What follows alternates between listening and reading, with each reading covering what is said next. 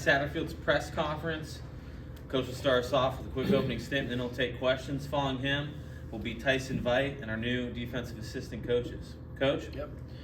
Awesome, man. February 27th, man, we're talking some ball. That's good. That's good stuff. Our guys have been really getting after it in the weight room. I think it's funny. I was talking to Coach Nico yesterday about how we compare to other schools right now into this stage. And how hard we're working, and I think we get a pretty good gauge on that because we brought 15 transfers in this year, 27 last year, and so you get a good gauge when they get here compared to wherever they just came from, and pretty consistently the guys that come in say this is the hardest they've ever had to work in the winter. I think that's intentional on our part, and then what you want to see out of that is how do they react, and it's been great. Our guys have been getting after it. They don't even blink. They're just like, whatever you got for me, let's do it. So I would say winter's going great for our guys right now. That's awesome. We're actually doing some things on the field with them a little bit, as much as you can rule-wise right now, which has been awesome. And it's exciting because we're leading up to spring practice for us that is starting here in a couple weeks, and we're excited about getting that started. What we mentioned this earlier, but 15 transfers and 12 high school guys, so we get to see what they can do in spring practice, and that'll all be good. Certainly to add to the team that we got coming back. We feel like the guys we do have coming back are some outstanding players, and they're continuing to progress and get better as well. And now it's up to these new guys. Let's see what they can do and how much depth can they provide for us, and/or can they start? And I think that's what we'll be able to see. We also got some things happening with the NFL Combine right now. We got 3 players that are there, and I feel great about all 3 of those guys with an opportunity to get drafted. Obviously they have to test well. We know this week's big for them. A lot of interviews set up, and then obviously on the field stuff that they're going to be doing. But man, those guys, they've been training. Actually seen John and Luke several times. They've been working with our guys in the weight room and stuff, continue to do some O-line drills. So it's been fun to see them and continue to progress. And then, we did announce, I think earlier today, about April 12th, we'll do a spring showcase. There's a lot of things in the media talking about these spring games. I do think, some of these coaches are a little worried about what they put out in the spring game because, if you think about a team that has 30 new players in spring and now you put that out on a spring contest and kind of see what they can do, a couple of things. Number one, other teams are scouting that. Number two, some players may try to get taken from them. It's kind of what they're seeing. So if we put these guys out, they look too good. Well, then teams are going to notice, and we know what happens with that. So that is interesting to me to see what's happening out there with these cancellation of spring games. But we will have a spring. We're calling it a showcase. We'll practice. We'll scrimmage some in there, but it'll also be some special teams, some 7-on-7. So it'll look more like a practice, but I also think obviously we'll do some 11-on-11 work, and so it'll be a good chance for fans to be able to come out and see some of the new guys, and then also we're going to do some autographs and that type of thing, some fan engagement. I still think this is a good time of the year for our fans to get to know some of our new players because, again, we do have a lot of turnover in college football now and basketball for that matter each and every year. So it's a good opportunity to get to learn the new guys, which I think is certainly a positive. And I think today that's kind of what we're doing with our new coaches to get a chance to meet our new defensive coaches and kind of get a feel for them as well. But, open up with any questions. The trend on spring games kind of goes against fans right now are NIL and tickets and donations. They're doing more than ever and seeing access get less than ever. Do you feel some kind of responsibility to keep something like this, even if it's not a full-blown spring game, but to keep something like this for the fans to have that experience, get to know the team, get to come out in the spring and see a practice? Absolutely. I do. You want the fans to be able to know these guys, as I mentioned earlier, for a chance for them to come out and, to watch them move around to see what they can do, can't do, those type things, but also get to interact. That's why we're doing some autograph stuff so they get a chance to say hello to them. At least there's an opportunity there. And I think we want to provide that opportunity for our fans to be able to come out and get to know them. Because if you think about teams in the past where, you sign a high school player, he's here for 4 to 5 years, you get to really know these guys over a period of time. And the way it is now, it's difficult. There's so much turnover. There's so many new players that come in. How do you even have a chance and opportunity to get to know them? And I think, so you're right. I mean, we're limiting a lot of that, I think, in the way things are looking right now. But we still want to have that opportunity for it this spring. And I think, April 12th will be a good day. We also have a baseball. We have a game. We have the night at the Reds that night. So hopefully the weather cooperates that day. We got a lot of stuff going on that day. So hopefully it's a beautiful day on April 12th. The truth of the matter is that the carnival starts again like April 16th. True. But it seems like it's a necessity because most teams are going to lose some and most teams are going to gain some. Yeah, I do think, as we've seen the last couple of years, it's a less amount of players that have any turnover, but also, it will be some turnover. I mean, there's going to be, right? I mean, and I think what ends up happening is teams go through the spring practice and maybe you'll look at it and say, all right, where's our weakest spot at? Maybe we need to try to go get some help. And I think that's what teams will do. I don't think there's many guys that'll get in the portal in the spring. Just the numbers, most of them got in the spring in the wintertime. So, but there will be some more turnover, but hopefully not as much. And I think, this is something that we're looking at in college football. Are we going to have one portal window as we move forward? Or we're going to sit here with two. And that's kind of a debate right now through college football, along with many other things as far as the calendar goes. We're looking at this House case. And there's a lot of things that are happening right now. And really and truly, I think as coaches, we're just trying to keep up with the current rules and kind of see what's happening right now because it is a lot of change. Year one, you come in, you don't know anybody. Year two, half the roster is new, and most of them for the spring. Mm-hmm. Can you tell much of a difference only having, it sounds crazy, but only having 27 new guys? Like, can you tell that much of a difference? You really can. I think, culturally, I think last year we really took a step in a great direction. Getting the right guys on the team, and they were so fun to be around, and they competed their butts off. And I think that has continued this winter. And with our core guys coming back, and particularly on defense, we've got a lot of those guys that are back. A lot of guys had a lot of production coming back, and then what you added to come in here, these guys, we got the right guys to come in. Because you don't really know until they get here. But man, they have great attitudes. They're fun to train. They're fun to be around, and they've really just picked up right with our team, our core team, with the culture. And I think, I think we're certainly, we're light years ahead of where we were when we first got here, and even last year as well, but I do think it's the new norm to have 30 new players in the wintertime, I think. But yeah, they fit right in as a lot of them as if they've been here for a year or 2 years, even though they've only been here for a couple of months. But I think that's a credit to our coaches and our scouting staff to be able to go out and get the right ones. You mentioned the combine earlier. What kind of advice would you give to the three guys that you have there? What have you said to players in the past about kind of approaching this? Yeah, I think these guys, man, they have the right stuff about them. And I think for them to go out and they'll do well in the interview portion of it. When they get around the coaches, they'll do well on the board if they put a pen in their hand, because obviously that's what you find out. So we try to teach our guys in our program that you're going to have to get on a board.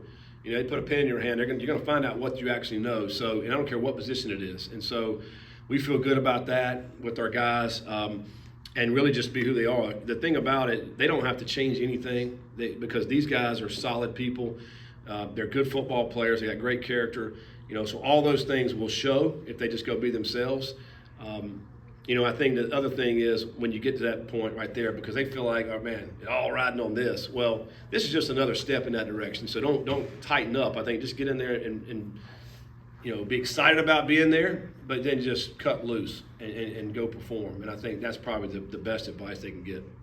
Jim. I know you've done a little bit of on-field work, but the 15 practices in spring, particularly with the transfers, not necessarily the freshmen, how much do you use of those 15 practices, particularly spots like the secondary and maybe the receivers, as different slots and different spots? Yeah. And like how many of those practices will you use to evaluate that, or you just go the whole spring ball, come back at higher ground, and then figure out where you're going to play them? That's a good point. Particularly those two positions, right? We brought in several DBs and several wide receivers. So during spring, and even right now, we're kind of we're looking at them in a few different positions and trying to figure out maybe what's the best one. And we'll put them in those positions, and then as we go through practice in the spring, let's say, the first 5 or 6 practices, if they're looking good, kind of leave them. If we say, man, they may be better at this spot, then we'll make the move. So probably give them half and half if we need to, or stay where they are. Because we want to put the best 11 on the field. So find out where they fit, and I think, Cyrus is a good example, because Cyrus he can play any of the receiver positions, but where does he fit the best? Is it the slot? Is it the Z? Is it the X?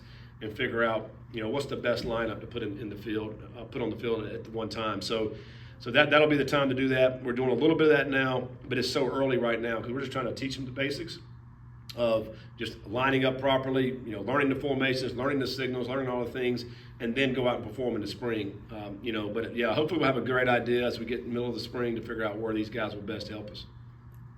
We're not having the traditional spring game. Will it change how you guys evaluate the guys during practice, or more premium on those practices since you don't have that spring game to kind of show out? Yeah, I mean, I think back. I don't even know if we've only, in my time coaching, we've only had a few traditional spring games. I mean, I know it's a big talk about it, but usually, and I think from a coach's perspective, I want to get a practice. We only get 15 opportunities. Let's get a good practice. So now, a lot of it's devoted to scrimmage time. And, in the past, we've run 80 snaps in a scrimmage.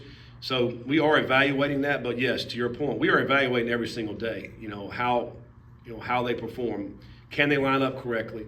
How many mental mistakes are they making? Because those are the things, and how disciplined are they? Because those are the things that ultimately cost us the games. And I think, you guys know, I mean, if you think back last year and the year before, when we come back in here on press conferences after the games, we weren't disciplined enough. We had too many mental mistakes. Those are the things that cost us games. I mean, I feel like you lose more than you win in that regard so don't beat ourselves, in other words. And so those are the things we're going to be evaluating every single practice, and not just a spring game or a spring scrimmage. It is every single day who's giving us the best opportunity and chance to win games, and that's what we'll be evaluating. Back to the NFL draft, if you were to send a letter of recommendation, Coach, to an NFL team about Corey Kiner, what might you say about him? Yeah, I mean, man, consistent. He's going to be extremely consistent. I think as a coach, that's what you want. You want consistency from your players. You don't want a player that's going to be low one day, high one day, and all. He is consistently good every single day. You know what you're going to get out of him. He's going to be a guy who's going to break a lot of tackles. He's going to always strain for the extra yards. He's going to be great on third down in your protections. He's going to fit a linebacker up, put his nose right in the middle of his chest, and block him. And you just know you can count him to get those first downs. And he's also a smart player, so you don't have to sit in there and have to meet with him over and over and over. He's going to pick it up in the first 1 or 2 times you tell him what's going to happen there. So, and he's an outstanding character player. And so if there's a couple of running backs that are similar on the field as far as skill set, then he's going to set himself apart because he's going to give you all the other stuff that you're looking for as a football coach. Austin, then Keegan. Coach, can you take us through sort of the level of expectations in regards to the 27 new players that are coming in versus, the transfers that are coming in versus the high school kids that you're signing? Yeah, I mean, there is a difference in the transfers and the high school players. These high school players come from all different parts of the country, different kind of high school, different kind of program. For them to come in here, I mean, just to figure out what time they have to go to breakfast and what time do I have to lift weights and then what time's my meeting. Like that may be big for some of those guys. I think the transfer guys, I mean, they've already been in a program. They've already gone through all that. So for the transfer guys, we have, I guess, higher expectations initially when they get here to really pick it up quickly, to understand exactly what's happening right now. And they have done that. They've come right in. They know what the rigors are like in college. They know about the lifting and the running and nutrition, all those type things. It's just about them picking up on the terminology and then how we want them to play. And I think, that how quickly can they do that will determine whether or not how much they play. I think for the high school guys, man, again, we're just taking it slow with those guys. The way I see it, if these high school guys came in early, this is just gravy for us, for them. Because a lot of the guys normally come in the summer. Like, this is an extra opportunity to come in and to get work, change their bodies. I think we've already had several freshmen that have put on 10 pounds, 15, we've even 20. 20 pounds since they gotten here, which is incredible to me. And so I think it's different to look at the transfer compared to the high school guy. You know, we're looking at these transfer guys to come in and play. I mean, right now, you know, obviously the high school guys, we're a little bit more patient, and if they can help us this fall, certainly we'll play them. If they need a little bit more time to develop, then that's what we'll do as well with those guys. Who have you seen kind of emerge as possible leaders in the weight room or with the on-field drills so far in terms of transfers? In terms of transfers, you know, Ty Wee's one that's really kind of stood out. And we just talked about Corey. There's a lot of similarities, you know, with Ty Wee and Corey. You know, obviously they're both built similar. They have great size, great strength. You know, Ty Wee's just as strong, if not stronger, than him. We've had some competitions in the weight room and on the field, and just in the last week, and he's really stepped up and won those competitions. And that's what you want to see. Now, you know, it's not 3rd and 2. We're not handing the ball to him to see if he can break a tackle. But, you know, this is just a little glimpse into what he's built like, and to see, you think that's going to translate onto the football field. You know, we've seen it on the field, you know, the film. He's had some really good film out there, but he's kind of been one that's kind of stood out in that regard. You know, I think, you know, a guy like McDoom has really done some good things at corner out there, but also just competing and running and lifting and all those type things. You know, we got our first look at Rusnick, the kicker, the other day, kind of in front of everybody, and he looked really good, knocking some field goals down. So, I mean, you know, I think each and every day, because we're just still learning about those guys, you know, and that's what I'm looking forward to when you put the ball down. I was telling Coach Nico this the other day, a lot of these guys have done a great job in the weight room and the winter program stuff, but they still got to play football, right? So when we put the ball down, I want to be able to see what they can do. Can they make the plays? Can they do it? You know, the wide receivers, Caldwell's looked great in some of the drills. Cyrus has looked really, really good. You know, so yeah, I mean, I think Xavier at safeties look really good. So I mean, there's several of them, but I'm anxious to see them when we put the ball down. How does the conditioning in the spring ball next year look like when you have the building open? Do you still sneak the guys out in the snow to toughen them up, or you've got a nice facility? Good question there. That'll be something we'll have to debate. But you know, I don't necessarily worry about weather in the winter and spring as so much as in the summer and the fall, because you know we don't ever play games when it's wind chill's -5 degrees. You know, we really haven't. You know, and like it was 2 weeks ago, it was brutal out there, and the guys were out there doing it.